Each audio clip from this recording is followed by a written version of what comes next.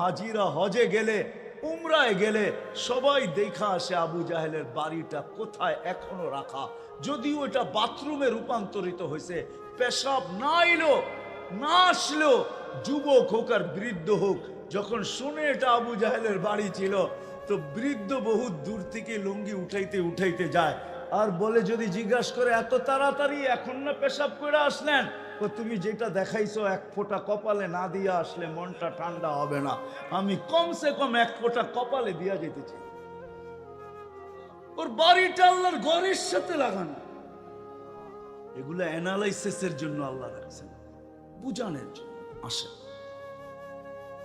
আমল দিয়ে আমাদের জিন্দেগি আল্লাহ আমাদেরকে আল্লাহ তুলবেন, মাপবেন, মূল্যায়ন করবেন। ফেরাউনের কৃতদাসীকে আল্লাহ এখনো মূল্যায়ন করতেছেন। কিয়ামতের সকাল পর্যন্ত সুগ্রাণ বাহির হবে। অ্যাড্রেস নিয়ে যান, ডেলি হাজারো মানুষ যায়, আপনিও যেতে পারবেন, কোনো অসুবিধা নেই। হাজারো মানুষ যে ওই কবরে ঢোকে আর গ্রাণ নিয়ে বাহির হয়ে চলে আসে, আপনিও পারবেন।